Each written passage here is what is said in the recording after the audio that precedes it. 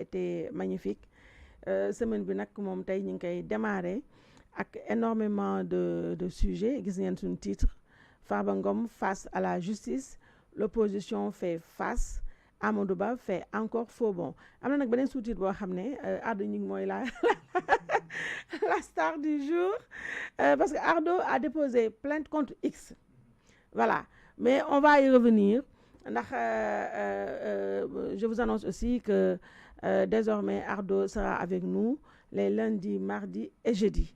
Alors nous attendons les deux professeurs retardataires comme d'habitude mais comme d'habitude kenn ki comme d'habitude mooy Djibi Ndiaye nga xam ne moo dàq tardé ci àddina bi alors on l'attend. Nous attendons aussi le professeur Louis-Christophe Thion nga xam ne keroog ba mu ñëwee yéen ñëpp vous l'avez plébiscité et Inch'Allah il sera avec nous mais en attendant ñoo ñëpp di ñëw nous allons démarrer cette émission et puis di gërëm tamit ñi nekk ci YouTube bi di ñu seetaan ma jël lépp jox ko 365 TV mi nga xam ne gis naa ko nii ci bunt bi mu joxal ma ko ñëpp mais nag dëgg-dëgg balaa ñoo tàmbali dafa am benn mise au point noonu laa ko mën a tuddee boo xam ne moom laa bëgg def bala ñoo sori leneen di ci xew muy ci communauté chrétienne bi yéen ñëpp yéen a ngi gis ne weekend bi am na ay réaction yoo xam ne mi nga am ci réseaux sociaux yi concernant sunu émission bu ñu def samedi dernier mooy le round-up de l'actualité bu ñuy def tous les samedis à 16h donc ma def fa lapsus boo xam ne am na ñu mu heurté ci communauté chrétienne bi te dëgg-dëgg ñoom laa bëggoon bala maa sori ndax xam nga wax yombul surtout nag nga nekk en direct c'est pas facile ba pare comme ni ma wax rek y a tout le temps des esprits mal intentionnés yoo xam ne qui sont à l'affût dañuy këppati benn affaire bu ndaw benn 2 secondes la ñuy jël ci émission de 3 heures de temps am nuñ ko waxee waaye loolu yëpp man bëgguma sax dugg ci ku wax lii ni mu ko waxee nu mu def nu mu nàngam mais comme gis naa ne am na ñu bari ci communauté chrétienne bi ñoo xam ne propos yooyu lapsus boobu mu naqi na leen te lapsus bi li ma si jublu woon mooy wax ci Ponce Pilate loolu nag chrétiens yi xam nañu lan laa bëgg a wax foofu exactement ndax damay wax tout le temps ne ñun muy man Aïssatou Diop Fall 25 ans def naa ko de carrière 25 ans de carrière def naa ko Djibi kaay toog nii 25 ans de carrière def naa ko te sant yàlla ba nga xam ne dama koy ndamoo di ko tiitaroo musuma am plainte musuma am démenti musuma tamit wax loo xam ne dafay yee fitna mais nag kuy wax yaay juum te lapsus dafay am rawatina nag ngay wax en direct te ku ne mën na am interprétation ci lu nekk ni nga waxee communauté chrétienne bi damay wax tout le temps ne man je pense que su ma doon xool fan laa ëpp ay soppe ci communauté chrétienne bi la ëpp te li xew nii rek wane na ko ndax depuis démb dimanche amul ku ma ci woowul ndax li ma sante yàlla mooy ñoom ñëpp ils ont compris que c'était un lapsus lingué boo xam ne traduirul li ma bëggoon a wax dafa trahir en réalité ce que je voulais dire man duma wax mukk loo xam ne dafay yàq luy yàq Sénégal du jóge ci man ndax nous on est là pour dénoncer justement ces manquements ñun on est là pour bu ñu dajalewul bu ñu fédérewul du ñu wax dara loo xam ne dafay yàq benn communauté wala naam te du ma nangu tamit kenn jaar ci sama jëmm ji pour taal réew mi d'une manière ou d'une autre wala pour jël benn nit féewale ko ci nàngam ñun fii Sénégal dañu xam bon vivre tous les jours Abou Diallo moo fi nekkul mais chaque fois quand il vient ici moom buy commencé day nuyu ñëpp lay nuyu rawatina église bi man mii di wax ak yéen et je parle sous le contrôle de l'église catholique bu nekk Pikine ñun toute notre famille man maay taaw man ba sunu caat bi ñun ñëpp nous avons fait nos humanités ci école privée catholique ñun ñëpp ñu ngi jàngee Notre-Dame du Cap-Vert bu Pikine foofu lañu jàngee CI ba CM2 ba pare j'ai été moi primée il y a quelques années par cette école-là nga xam ne qui m'a vu naître professionnellement, qui m'a préparé à la vie active. Donc man duma wax communauté chrétienne bi dama fa bokk, sama entourage immédiat catholique ñoo ci ëpp, chrétien ñoo ci ëpp. Ce jour-là samedi ki toogoon fii Louis Ibrahima Mango chrétien la. Léegi nii tout de suite Louis Christophe day ñëwaat Thione c'est aussi un chrétien. Kon li may wax rek pour ne pas être trop longue ndax am na sax loo xam ne sama ay xarit préparé nañ moom parce que ils savent que tey Sénégal moo toll noo xam ne mel noo xam ne viens mon frère mel noo xam ne lu ndaw ngay wax surtout ñun ñi nga xam ne ay cible lañu malheureusement lu ndaw ngay wax ardo ñu dagg ci bi 2 secondes interpréter ko nu ne taal ko waxaale ko nu ne mais alhamdulilah rabil alamin ba nga xam ne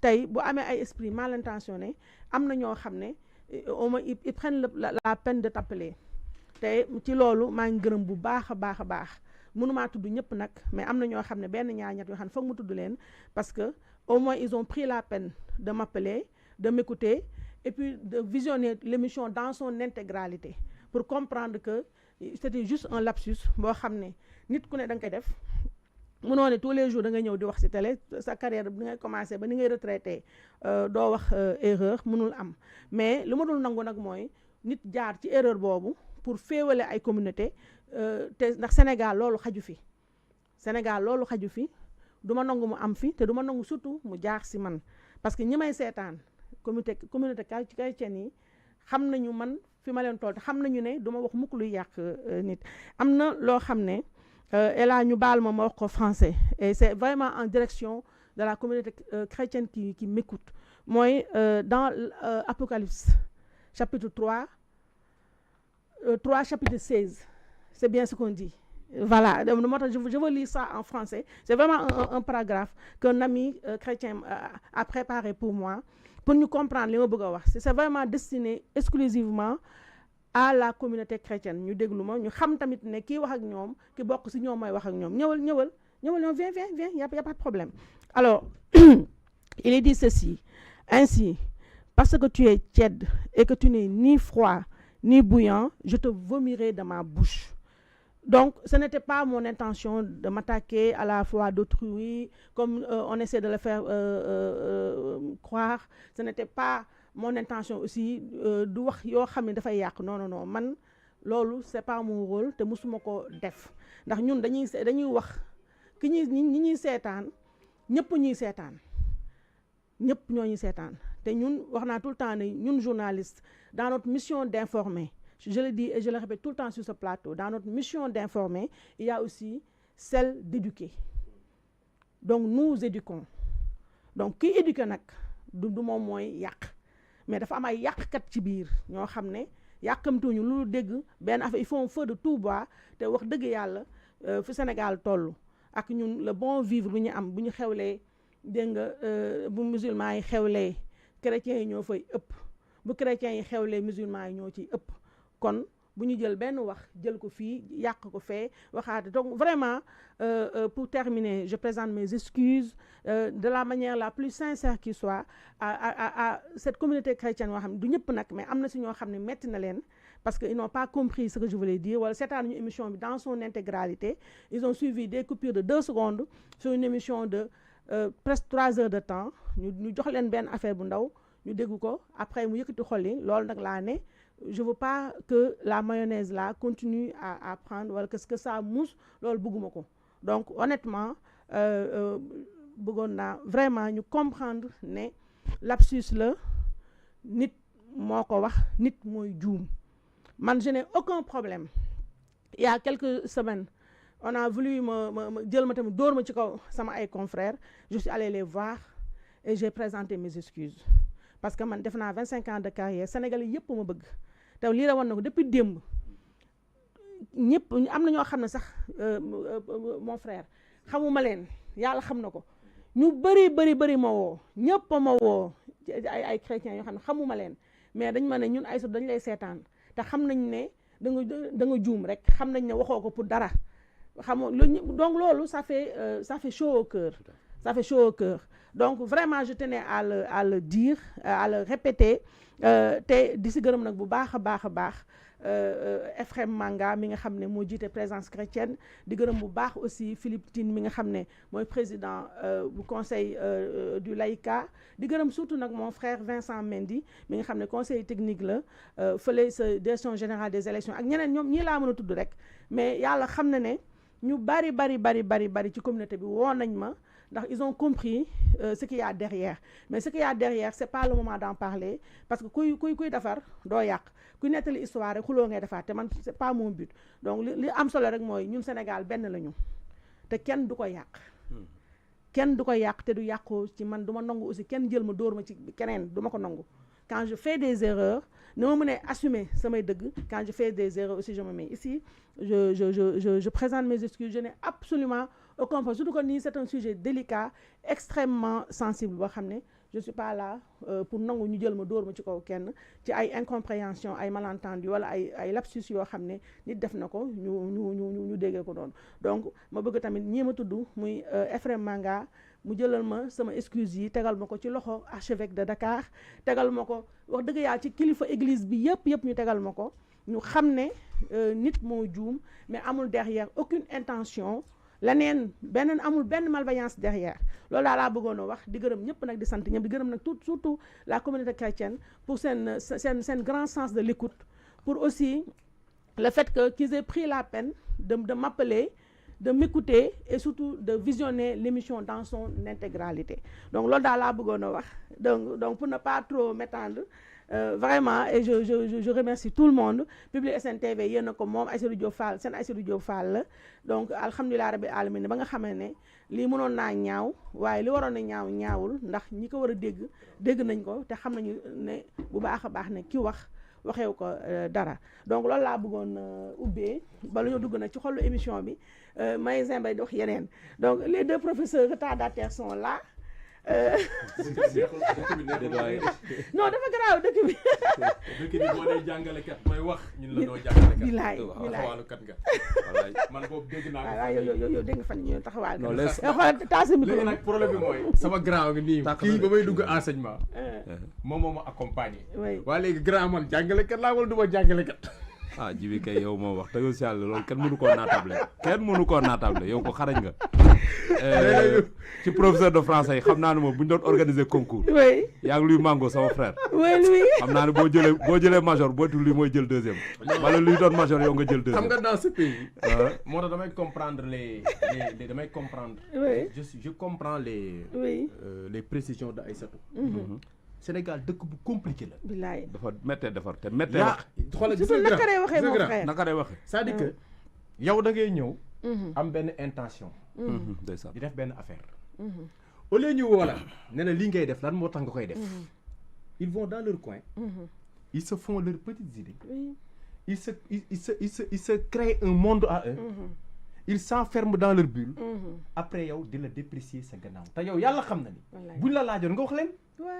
man boo ma laajee ma wax la ban lii sa laay jàngale man na batuma sama proviseur ak may seetaan le ministre de l'éducation nationale ak may seetaan Diomaye Faye ak may seetaan Ousmane Sonko ak may seetaan wallaay fii dara mënu ko mais Aïssatou man du ma ragal mais des fois aussi c'est-à-dire que man du ma ragal c'est-à-dire que nit da ngay honnête Aïssatou man gis nga dans mes rapports Aïssatou mi may toggal nii je suis là en toute liberté vraiment tënkuma déedéet tënkuma ko absolument yeneen organes yi ma doon dem dama fa doon dem en toute liberté vraiment tënkuñu ma kenn tënkuma leen wallaay je ne cours derrière et puis dans la convivialité et dans la convivialité Aïssatou mii nag sama sœur la wallaay yàlla moo ma booleeg moom dëgg la absolument une femme très correcte absolument macha allah ñuy liggéey boobu ba léegi wanuma benn manque de respect yow itam macha allah yow itam tu vois si télé bi laa ko doon seetaan mais quand je me suis approché d'elle je me suis rendu compte que c'est une femme entière c'est une femme de valeur incomprise de la plupart des Sénégalais et puis ñu ngi préparé voilà la journée des valeurs merci beaucoup la journée des valeurs moo tax gis nga grand bés boo xam ni kuy gor ku ne di nga fa teew di nga fa teew kuy noble ku ne di nga fa teew tu as vu waaye kuy jaam doo fa teew c'est-à-dire que li Sénégal dañoo war a tëggaat jikko yi defaraat. non c'est vrai. lu waay neex def. mais c'est lu waay neex def. jibi mi maa moom ñooy ànd tey. ma koy tag ragal ginnaawam. di ko tagg. waaw suba jibe yorutul teraanga ba mu yoroon. wallaay mënatuma am dara ci moom. ma daal taxaw. commencé kay yàq saam ko ci mbedd mi. dëgg la di ko yàq di ko caxat-caxatee. loolu du dëgg du yoon. non ma dama ko wax pendant les élections quand il y a eu la vague de transhumance là. mais j'étais étonné. oui ñoo xam ne ñoo Macky Sall ñoo daan tëddandoo sax pratiquement. créé ndoo seen parti xëy suba di ko xas ànd ak keneen. te mu defal leen teraanga yëpp Sénégal. voilà ci laa ne nag il faut qu'on organise la journée des valeurs. waaw ça c'est important. pour fàttali nit ñi. jikko yi. ak ñun sunu mag ñi fi nekkoon. yàq der gi jikko yi ñu fi bàyyi woon valeur yu baax yi ñu fi bàyyi woon. yooyu ñu fàttali ko nit ñi. man yaraat xale ci loolu du ma la nëbb man j'étais affaire wax ci ñaaw. moi je suis très naïf là dans à ce jeu. nga xamoo ko moo tax xam ni loo xamul. non du ma ko def en fait. waaw loo xamul. mais nag dogam yàgg tu apprends que. yow li ngay négliger am na ñoo xam ni. yow émission bii ngay def rek am na ñoo xam ni ça leur fait mal ñu ngi dof. ça leur fait mal sax des fois. mais c'est cette chaîne là qui mais je ne comprends pas. mais c'est la chaîne qui dérange c'est la Public SN dérange. xam nga yow regarde yow ba nga naan ñëw ci ñoom daak y avait pas de problème. mais y avait pas de problème. mais ba nga ñëwee fi xool dama doon dem si ñoom daak di émission kenn mais regarde gisoo ñun xam waxoon naa la fii ne la nous samedi on avait dit que ñun bu ñu toogee di seetaan. bu ñu commencé ñëppay. Aïssata defal ndànk Aïssata defal ndànk. samedi du Premier League. c'est incroyable du Liga. samedi Champions League la woon. coupe mondiale la woon. samedi vous avez crevé le plafond des vues. vous avez crevé le plafond, n'est-ce pas, des commentaires. Xool leen post yi commentaires yi ak vraiment mais c'est extraordinaire. Je vous félicite au passage. Vous avez été impeccable, mais vous avez été vraiment excellent. C'était un plateau de haut niveau. Wax dëggam si yàlla les deux virtuoses, les grands professeurs Louis Mango et Djibi Ndiaye ont fait de très belles prestations. Abdou Nguer nag moom vraiment le professeur agrégé. L'agrégé Abdou Nguer. Vraiment, Abdou, il est à féliciter, il est à soutenir, il est à aider, il est à protéger. Ce pays-là, c'est compliqué. Ce jeune-là, il faut le protéger parce que, machallah, il est excellent. C'est vrai. Il est nuyu au passage. On l'a choisi. On l'a choisi. bu ñuy dagg suñuy liggéey. wallaay dëgg la man damay wàcc sama lycée. wallaay ñi lycée ñëw fii toog. wallaay pour ñu naan ay wallaay dégg naa ba dégg ne. day taxawaalu ci école privée yi nekkul fonction publique. c'est faux. man rappelé leen ban promotion nga bokk. man naa seede ne yow. promotion 2010. rappelé leen ñetti nit ñoo xam ne yéen a bokk promotion. voilà école normale. yaa may dégg. dëgg la. 2010 ex école normale Pastef. wallaay ex école normale Pastef. Pastef. ci jamono ji Pastef. ba avant ñu koy def département lettres modernes. jaar faculté de lettres. de lettres. fa laa jógee yaa may dégg fa nga jógee. man ak Louis ñoo bokkoon promotion ñoom Diané. ñoom professeur Daaf ñaan ko yàlla ñoom Samba Dieng ñoom Bassirou Diam ñoom Fassi Ñaate pare foofu dugg fa ñëpp di dugg. pare foofu dugg ci classe di jàng. di rendre service à notre pays. ça va faire maintenant et puis Pastef 18 ans. Pastef 1000 candidats ngay am. dëgg la 1000 candidats ngay am 10 ñooy jàll. merci beaucoup dëgg la yomb am nañu échoué Pastef dem jàll ENA. très bien. am nañu échoué Pastef. lan ñu nangul jàll ENA école nationale d'administration am na de. c'est-à-dire que nañ ñu nangul ñu échoué école normale. ñu échoué école normale supérieure jàll. am nañ droit toog wax quand même. c'est-à-dire que dafa mujj métti. mais bàyyi xam nga sant yàlla la. am nañ droit wax quand même. regarde je parle sous votre contrôle. quand même pour être contesté il faut c'est dommage quoi ce pays-là. nous sommes constatés mënuñoo bañ loolu. c'est dommage waaye l'essentiel mooy xam nga am solo mooy chaque fois qu'on essaie de construire. lu ñaaw. manipuler ñun nañ ñëw déconstruire bu ñu am rëy boobu. c'est aussi simple que ça. dégg nga bu ñu nañu am humilité wu comprendre ne man ba may am 50 personnes dama seetaan. kenn mësul lijjanti li may def ak lu ma def. mais léegi 19 heures bu commencé ñëpp officier ñëpp jóg taxaw. tout le monde ñëpp taxaw. ils sont à l'affût. dégg nga du moindre dérapage. petit fakasalu bu ndaw. ñu jël ko monté ko en épingle. Aïssatou mais sant yàlla. dama ciy profité sant yàlla encore. pour nuyu. vraiment gan yi ngi fi dalal tey. Ardo Gningue. maa ngi lay nuyu. sëñ Ardo yow it vraiment excellent. il est excellent dañ lay suivre ci plateau yi. te defaat na fi lu rëy moom dinañ gis ñëw si kanam way ay analyse yu pertinente. dëgg la yu ngay def. dëgg la. Djibi Ndiaye ñu ngi lay féliciter sa plateau samedi bi. ma sœur Aïssatou. oui mon frère vraiment gaynde gu jigéen. waaw jigéen ju mën góor. dëgg la. jigéenu talaatay ndeer. doo bàyyi ñu ngi lay féliciter. dëgg la de wallaay dëgg la noonu. wallaay. te di wax ne Public SN léegi mooy. la chaîne des sans voix. Voilà. Par la force des choses, c'est la vérité. Par la force des choses, ça s'est imposé comme la télé des gens sans voix. C'est vrai. Amna ñu ko fi doon wax nak mais ñooñu defe naa ils ont transhumé depuis longtemps. Ils ont abandonné le terrain. C'est la voix des sans voix. tuub nañ ba bàyyi. ñun nag fi mu ne nii xoolal fii amul sujet tabou. luñ fi war a wax dañ ko fi wax. mais dans le respect. n'est-ce pas. ci wet doomu aadama ak vraiment. suuraale na aussi dëkk bi ñun ñëpp ko bokk. xaw ma li xew noonu nag ba ngay excusé wu mais de ma part je pense que man xalaatuma lu war a graaw la. gars yi koy jël rek di ko graawal yàbbi ko. tout juste pour vous charger. parce que chaîne bi day dérange. mais à toute la communauté chrétienne je dis que. soyez sûr que au moins am ngeen représentant sur le plateau. am na lu ñaaw yoo xam ne du fi mën a am. wallaay luy mango bi mu fi woon samedi bi passé tey luy Christophe moo fi toog tey. kon ngeen war a xam ne ñun ay chrétien lañ ay catholique nous sommes fervents croyants donc jàpp leen ni amul lenn lu ñaaw loo xam dina am ci plateau bi lépp loo xam ne rek doomu aadama da koo wax te muy njum te ngeen baal ko ak parce que doomu aadama naturellement yàlla ko bindee noonu ñun ñëpp kenn matul dañuy juum te buñ juumee dañuy baalu xam nga lan moo ban persister dans l'erreur persister dans l'erreur c'est diabolique ne pas les gens se trompent mais quand ils se trompent ils s'amendent. Il faut accepter quand même les amendements et vraiment les excuser et puis on tourne la page. En tout cas, j'espère que cette page a été tournée. Et puis, comme je dirais, je réitère vraiment mes excuses à toute la communauté chrétienne qui a pu être froissée par un lapsus que j'ai eu à faire samedi dernier. Et moi, je porte la communauté chrétienne dans mon cœur. Vraiment, un gros big up à toute la communauté chrétienne. Alors, Ardo Ning, moi, je suis un jeune, vraiment, lui, incroyable. Parce que xam nga li ma neex tout le temps wax naa ko man ak moom kese nee naa ko mooy comme Djibi comme yow ni ngeen di def ay enseignants ay professeurs tey vous avez répondu courageusement à l'appel de la nation. Parce qu'il s'agit aujourd'hui de sauver notre nation. ñun sauver ñu réew mi taaluñu cocktail Molotov yàquñu réew mi jaxasewuñu ruutalewuñu manipulewuñu sànniñu kenn yàquñu der jabolisewuñu jomm nañ ko telewuñu xale yi jàngi yàquñu dara sabotewuñu seytaanewuñu jaxasewuñu dañoo ñëw di wax di éveiller les consciences di xamal ñi xamul li xew ci réew mi et puis pour que man benn mission kese laa am luy mooy li ñu yàgg wax étiquette bi ñu yàgg collé Sénégalais yi mais Sénégalais yi mënuñoo fal folli la ñu mën à partir de maintenant ak ñaari erreur yi ñu fi dal erreur le 24 mars 2024 c'était une grosse erreur le 17 novembre 2024 c'était aussi une grosse erreur.